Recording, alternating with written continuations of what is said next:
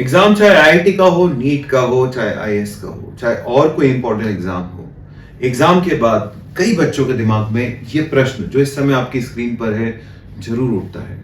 आज से ठीक 22 साल पहले मैं भी इस दोराहे पे खड़ा था और मैंने चुना था रिपीट करना। हो सकता है इस वीडियो के कुछ पॉइंट्स जो आपके सामने रखने जा रहा हूं वो आपको रिपीट करने या ना करने के डिसीजन में हेल्प करें। ये एक यक्ष प्रश्न की तरह होता है बच्चों, और ये हमारी जिंदगी के लिए बहुत इंपॉर्टेंट मोमेंट होता है। यदि किसी कारण से हमारा रिजल्ट वैसा नहीं आता जैसा कि हमें अपेक्षित था, तो हम लोग इस दोराहे पे होते हैं कि इसी साल कॉलेज ज्वाइन करें या इस साल एक और चांस लेकर के रिपीट करें। यदि हम रिपीट करने का डिसीजन लेते हैं तो हमारे सामने जो प्रॉब्लम्स आती है, या ये कह सकते हो कि अगर मैं रिपीट नहीं करता हूं तो मुझे उसके सपोर्ट में जो आर्गुमेंट्स हैं वो कौन कौन से आर्गुमेंट्स हैं। आज से 22 साल पहले जब मैंने रिपीट किया था तो मुझे कौन सी समस्याओं का सामना करना पड़ा था। उसमें से सबसे पहली समस्या है कि मुझे अपना मोमेंटम मेंटेन रखने में बड़ी दिक्कत आई।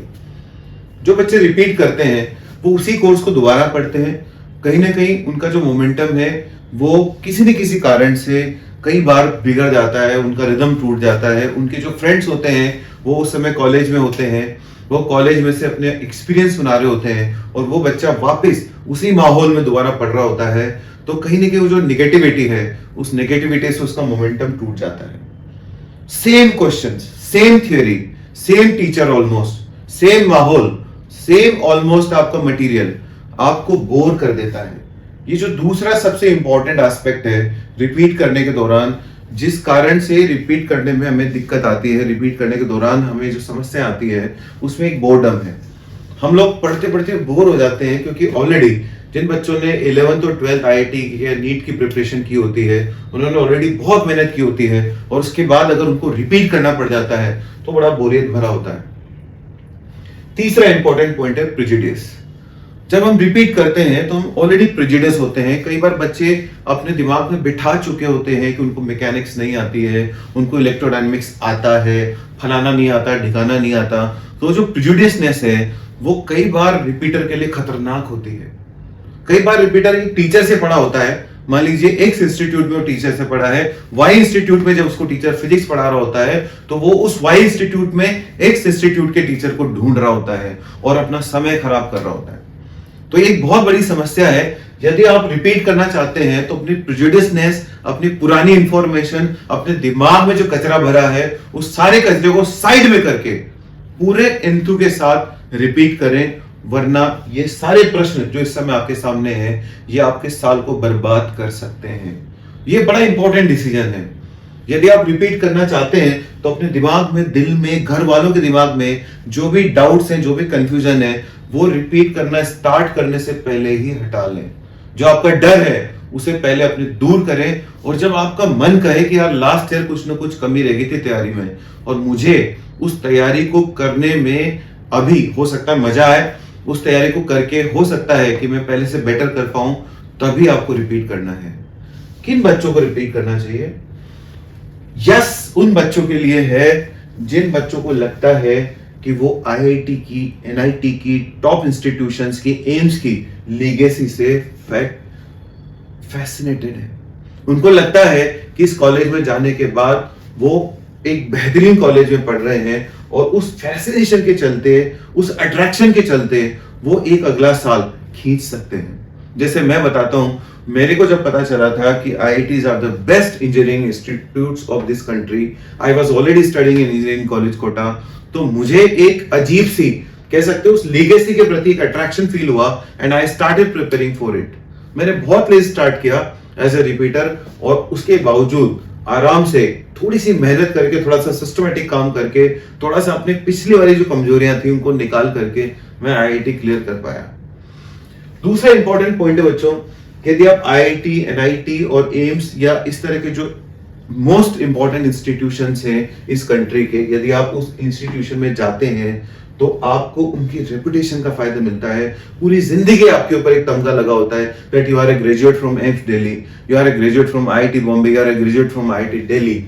यदि एक साल खर्च करके, इन्वेस्ट करके आप वो तमगा पा सकते हैं और आपके मन में पूरी इच्छा शक्ति है, तो आपको रिपीट करना चाहिए। यदि आपको वो अपॉर्चुनिटीज दिख रही हैं जो कि उन कॉलेजेस में जाने के बाद आपको मिलती है, आपके मन में अगर वो अपॉर्चुनिटीज की पूरी फिगर बनी हुई है और आपको लगता है कि लास्ट ईयर किसी न किसी कारण से अपना पूरा एफर्ट आप दे नहीं पाए थे, उसके कई कारण हो सकते हैं। हो सकता है आपकी तबीयत खराब हो गई हो सकता है कि आप किसी छोटी सिटी में रहते हो, वहां पे आपका कोचिंग इंस्टीट्यूट उतना लेवल का नहीं हो जितना कि आईआईटी और नीट लेवल के लिए चाहिए, तो आपको रिपीट करना चाहिए।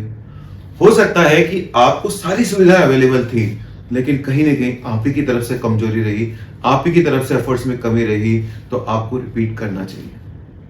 अगर आप अपने आप के प्रति आश्वस्त हैं, आपको लगता है कि आप कर सकते हो, आपको रिपीट करना चाहिए। नेटवर्क, जो बच्चों आईआईटी में जाने के बाद हमको नेटवर्क मिलता है, जिस तरह के अलुमनीज हमको मिलते हैं, नीट अगर हम क्लियर करते हैं, एम्स के अंदर अगर हम जाके पढ़ते हैं, देश के टॉप मेडिकल कॉलेज में पढ़ते हैं, तो जो नेटवर्क और जो आपको अपलिफ्टमेंट मिलता है, जो कॉन्फिडेंस आपको मिलता है, वो अद्वितीय है। वो किसी दूसरी जगह आपको नहीं मिल सकता। यदि आपको इन चारों प्रश्नों में किसी भी एक प्रश्न में या 2 प्रश्न में या 3 प्रश्न में या 4 प्रश्न में यस दिखाई देता है, तो आपको रिपीट करना चाहिए। लेकिन अगर आप रिपीट करना चाहते हैं और आपको पता चल चुका है कि आपके मार्क्स किस लेवल पे हैं, आपको इंजीनियरिंग कॉलेज में एडमिशन नहीं मिल सकता अच्छे वाले में, आपको लगता है कि आप एनआईटी या आईआईटी में नहीं जा सकते, तो आपको इमीडिएटली तैयारी स्टार्ट करनी चाहिए। The early the better. आज इस समय जब ये वीडियो बन रहा है, तो इस समय ऑलरेडी 3 सितंबर हो चुका है, 3 सितंबर ऑलरेडी हो चुका है। यदि आप जेई मेन या जेई एडवांस की तैयारी करना चाहते हैं, तो आपका फर्स्ट अटेम्प्ट मोस्ट प्रोबेबली जनवरी या एट मैक्स फेब में होने वाला है। तो आपके पास हार्डली 5-6 महीने तैयारी करने के। तो यदि आपको लगता है कि आपको इसके पिछली वाली स्लाइड में जो भी प्रश्न थे उनमें कहीं भी यस है, कॉम्बिनेशन ऑफ यस है, and if you want to start then you should do it immediately. आज से 22 साल पहले जब मैंने रिपीट करने का सोचा था, चारों तरफ से नेगेटिव विचार, चारों तरफ से रिलेटिव्स का दबाव, फ्रेंड्स का दबाव कि यार तुम रिपीट क्यों कर रहे हो, तुम अपना साल क्यों खराब कर रहे हो। लेकिन कहीं ना कहीं मेरे मन में आईआईटी में जाने की इच्छा थी। हिंदी मीडियम का स्टूडेंट होने के बावजूद, इंजीनियरिंग कॉलेज में एडमिशन लेने के बावजूद, छोटे से गांव का रहने वाला होने के बावजूद, मैंने रिपीट करने का डिसीजन लिया। और मैं उस डिसीजन के बारे में आपको बताऊं, मैं कभी रिग्रेट नहीं करता, बिकॉज उस डिसीजन की बदौलत मैं आईआईटी जैसे संस्थान में जा पाया। मैं देख पाया कि दुनिया कैसे चलती है, मैं देख पाया कि कितने इंटेलिजेंट लोग आईआईटी में होते हैं, मैं देख पाया कि आईआईटी में जाने के बाद लोग कैसे एंटरप्रेन्योर बनते हैं, कैसे बड़ी बड़ी पोस्ट को एंजॉय करते हैं, कैसे उनके दिमाग में कितने आइडियाज आते हैं, कितना इंटेलेक्ट वहां पे होता है, देश की क्रीम वहां पे होती है। शायद मैं आईआईटी में नहीं जा पाता तो वो सब मैं देख नहीं पाता। वर्सेस अगर मेरा डिसीजन गलत हो जाता, हो सकता है कि मैं आईआईटी की तैयारी करता और नेक्स्ट ईयर मेरा रिजल्ट खराब हो जाता। तो मेरा ये मानना है कि मेरे पास खोने के लिए ज्यादा कुछ नहीं होता। नेक्स्ट ईयर मैं हो सकता है उसी कॉलेज में पढ़ रहा होता, इंजीनियरिंग कॉलेज में, लेकिन मेरा ये कॉन्फिडेंस है कि मैं पहले से बेटर ब्रांच में पढ़ रहा होता। तो खोने को ज्यादा कुछ नहीं है, लेकिन फिर भी आप ये जो निर्णय है ये सोच समझ के लीजिएगा। यदि आपको किसी अच्छे इंजीनियरिंग कॉलेज में अच्छी ब्रांच मिल रही है, अच्छे मेडिकल कॉलेज में यदि आपका एडमिशन हो रहा है, तो आपको डेफिनेटली रिपीट नहीं करना चाहिए।